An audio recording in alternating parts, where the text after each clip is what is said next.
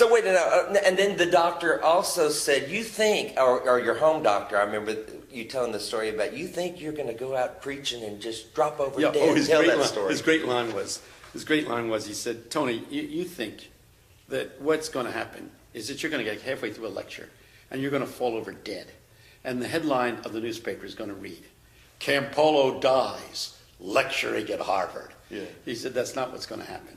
You're going to be in a wheelchair, drooling onto the side of your mouth, and your wife is going to control your every movement for the next 15 years. That's right. Does that scare you? I said, well, that scares me. Yeah. So is there anything else we can tell these people before we start this whole process, who Tony Campolo is? Yeah, the answer to the question goes like this.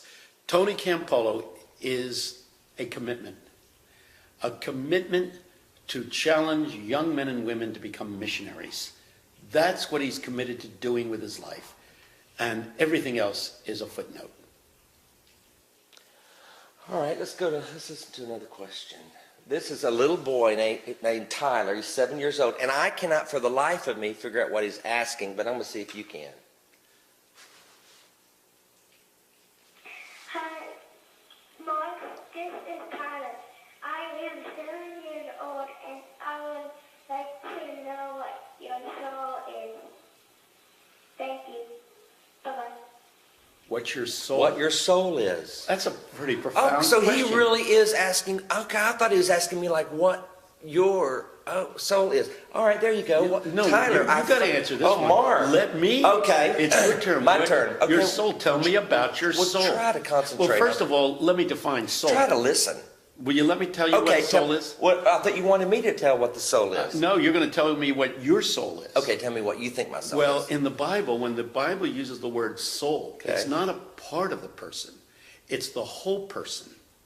It's the real person. It's your body, it's your mind, it's your heart, it's your thinking. And the Bible it's your says spirit. that? Yes. For instance, when God breathes into Adam, Adam becomes what? A living soul. The soul is the totality of who you are, not just the spiritual dimension. There isn't a spirit that flies away to heaven when you die. There is not? No. The Bible does not teach that the soul, that the spirit can be separated from the body. The Bible does not teach that. Well, that sounds like what the Seventh-day Adventists believe. You sleep. Well, I'm not talking about that. I'm saying this. What are you saying? Listen carefully.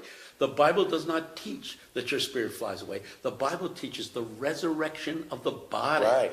You know, as Jesus was resurrected from the dead, it wasn't his spirit that came out of the grave. Right. It was the whole Jesus that came out of the grave. Right. Body, soul, and spirit. But question, during those 3 days, while his body was in the grave, he was preaching to the captives. I have no idea what was going on. Well, you said... That's right. Wait, no, you do. No, you don't get to counteract what you said on earlier show.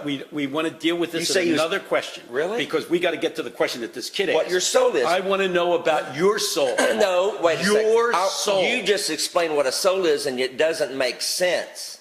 Who said it made sense? Well, it's got to make sense, or we aren't going to get it. No, the truth is... Okay, when you die, your soul stays in the body? Let me quote... the spirit? Let me quote Blaise Pascal. Oh, who's he? The greatest mind that has lived in the last 1,000 years. With a name like Blaise, he better do something. They named Blaise. Blaise. That was the lady on Golden Girls.